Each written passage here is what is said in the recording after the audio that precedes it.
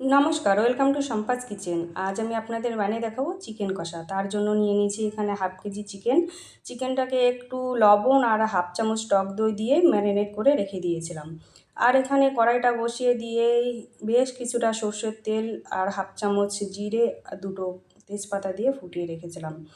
একটা বড় সাইজের পেঁয়াজ কুচি দিয়ে দিলাম, দিয়ে ভালো করে নাড়াচাড়া করে লাল লাল করে ভেজে নিতে হবে।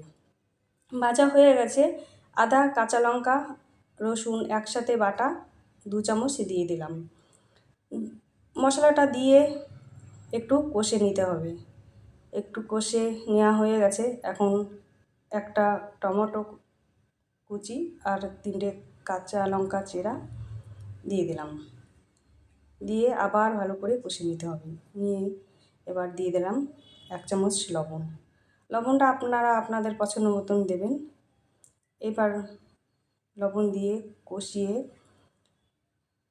দিয়ে দিলাম 1 চামচ হলুদ গুঁড়ো আর 1 চামচ লঙ্কার গুঁড়ো। দিয়ে ভালো করে নাড়াচাড়া করেই দিয়ে দিলাম 1 চামচ জিরে গুঁড়ো। জিরে গুঁড়োটা দিয়ে নাড়াচাড়া করে ম্যারিনেট করা চিকেনটা দিয়ে দিলাম। দিয়ে ভালো করে কষিয়ে নিতে হবে।